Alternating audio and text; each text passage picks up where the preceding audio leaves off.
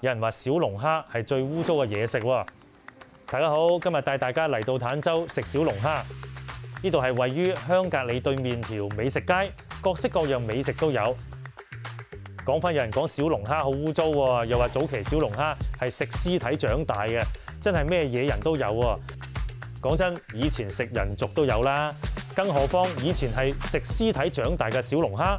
而家咩世紀，科技信息發達年代，好多嘢都自動透明化。更何況而家中國人食龍蝦嘅速度，野生就根本達唔到需求。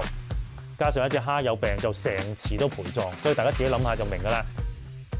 呢度環境真係唔錯，好舒服喎，坐喺草坪上面食飯，有啲野餐嘅感覺。喂，左睇下佢係唔係新鮮小龍蝦？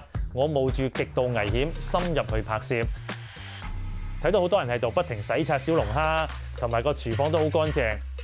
拍完即刻有2條大漢上前來問我影咩嘢，話呢度係廚房種地，唔俾人影相。我心諗你又唔遮掩禁，打開俾人睇，係人行過都見到，又點叫種地呢？不過我冇咁老實答佢，我話我係呢度食客，想拍下自己點嘅食物製作過程。佢哋就冇嘢講，返到廚房做嘢。好快脆就上菜啦！呢啲咧唔係普通小龍蝦喎，一個 size 都好大下，有地翅藍龍蝦。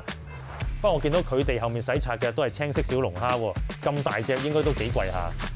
點咗一個蒜味小龍蝦，一個香辣小龍蝦，一份拍青瓜同土豆絲，份土豆絲唔錯喎，食完一份再點多份。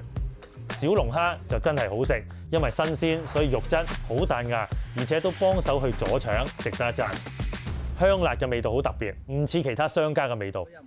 連我屋企隻烏瑟瑟都食到津津有味，就知道今次冇踩雷啦。最後埋單411蚊，你哋又覺得貴唔貴呢？